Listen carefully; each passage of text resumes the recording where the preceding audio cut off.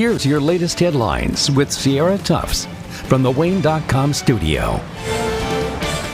Good afternoon, and thank you for joining us. Here are your afternoon headlines for Monday, June 24th. Mayor Sharon Tucker released a statement as authorities investigate an officer-involved shooting that killed a man during a traffic stop Saturday night.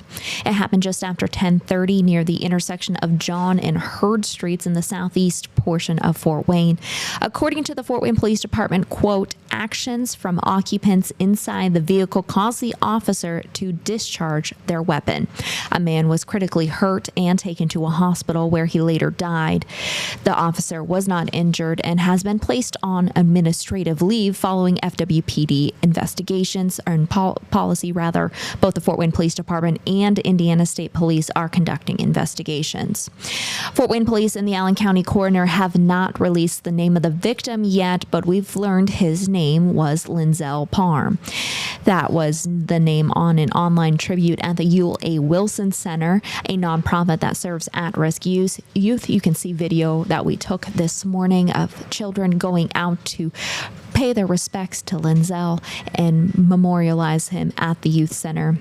It was also in a statement from the president of the Fort Wayne NAACP, which you can read right now on Wayne.com. Mayor Sharon Tucker also released a statement saying, quote, I want the residents of Fort Wayne to know that I understand the concern that is being felt in the community tonight. When a life is lost, we mourn.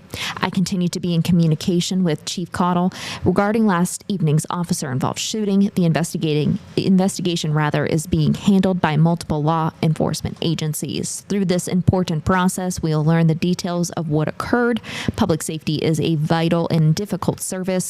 It is critical that we come together as residents of our great city and support one another. We did reach out to the mayor's office again this morning to see if we could sit down and speak with her. We will refer to this statement as the official statement from the city at this time.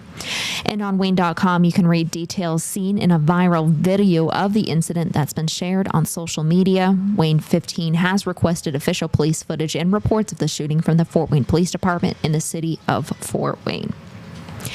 And this morning, the University of St. Francis announced its Robert Goldstein Performing Arts Center will undergo some changes. First, Surak Enterprises has bought the building. In a press conference, Chuck Surak announced the building will receive $30 million in upgrades. USF classes will continue to stay at the facility, and the nearby Historic Women's Club will become the permanent home of the Fort Wayne Philharmonic.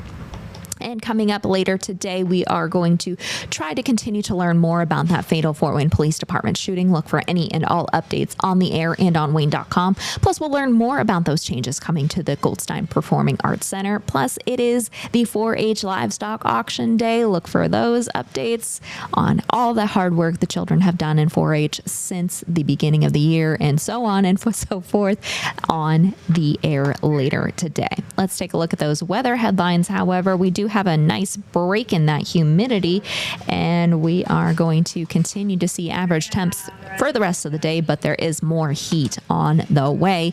Looking at Storm Tracker right now, all quiet for the area. Giving you a closer look into our area, you can see not a whole lot going on, not even too many clouds being picked up either. We'll take a look outside with our Parkview Field camera in just a bit. Looking at that hourly planner for you, temperatures rising to mid 80s, winds coming out of the west, not very breezy for us today, but very comfortable as far as humidity is concerned.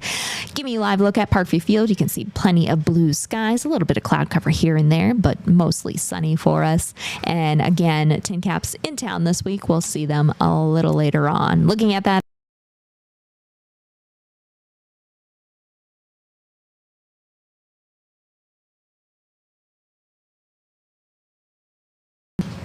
There we go. Apologize for that delay. Looking at that exclusive 10-day forecast, we see temperatures rise back into the 90s tomorrow, and then we see them drop down to the lower 80s, and then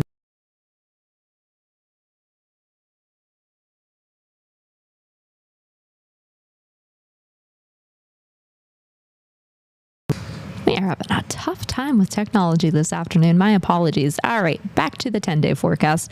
Low 90s tomorrow, low 80s for the rest of the week until we get to the weekend where we see it jump back up into the upper 80s. A couple of chances of showers Tuesday and Wednesday, but we do see plenty of sunshine for the time being. Looking at the extended 10-day forecast, we get July 1st on the screen, lower 80s to start the new month, and then another 90. So a lot of jumping back and forth between the temperatures, and we will see humidity bring itself back into the area as well.